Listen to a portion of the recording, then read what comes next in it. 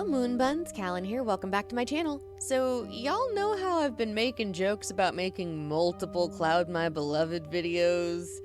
Yeah, that wasn't a joke. To say that I like this character is an understatement at this point, and Frazzy knows that well. Speaking of which, if you somehow haven't followed Frazzy yet, do it. Please, I am literally begging you. Their content is so good no matter what it is. You guys just wait for Christmas time and I'll be gushing over their character Garland. I guarantee it. Their link is down in the description. Follow them! Anyway, back to Cloud.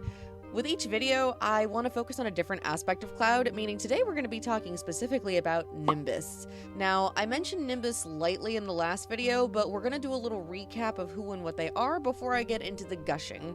Much like Sun can switch into Moon, Cloud can also switch into Nimbus. Now, originally, Nimbus was meant to be a mini-game for the kids to play, but has since been quote-unquote retired for that purpose due to, well, issues.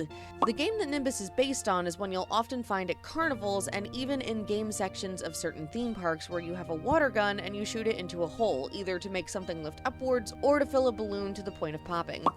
The problem with this is, kids can be mean. Kids can be real mean. Rather than simply playing the game, the children like to spray Nimbus pretty much everywhere other than where they're supposed to, and they like to make fun of him and laugh at them.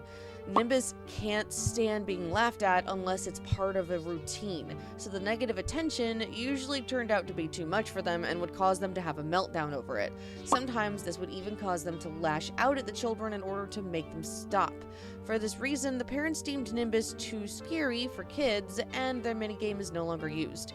Due to their specific type of game, Nimbus is waterproof, and also essentially has faucets in their eyes, so when they cry, yeah, those aren't just fun cartoony tears, they can actually do that if they cry hard enough. Cloud is afraid of both the dark and fire and will shift into Nimbus whenever the lights go out. Needless to say, Nimbus is the much more emotional side of the two when it comes to negative emotions. Now, some of you may find yourself asking, Cal, why do you like this character? Many reasons, actually. First things first, let's remember my talking about my taste in characters, specifically the more male-presenting ones. My main two types are Chaotic Gremlin and Pathetic, and Nimbus absolutely fits into the pathetic category. I say that with all of the love in my heart, I mean it. Secondly, Nimbus is actually a great reminder to let yourself feel your emotions. I have found myself buying some stickers off of Etsy that remind me of them, and they're all actually mental health stickers. Ones that say things like, it's okay to cry, you won't feel this way forever, and you are enough. Through Nimbus, I also found a song that I didn't realize that I would heavily resonate with.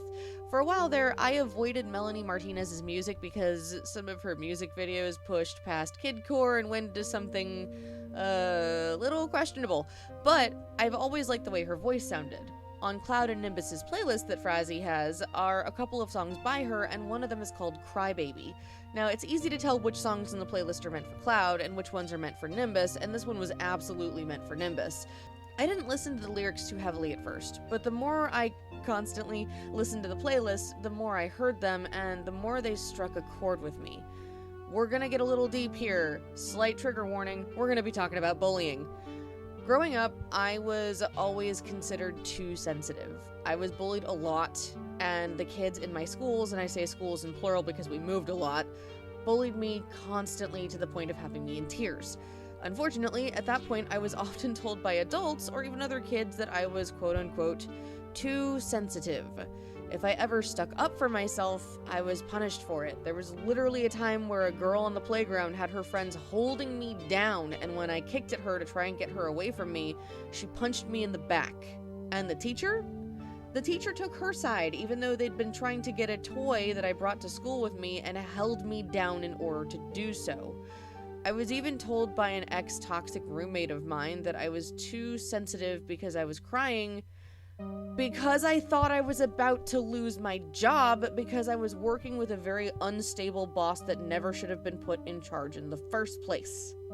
There's a line in the song that goes, "Look at you and I see myself, and I know you're better than anyone else."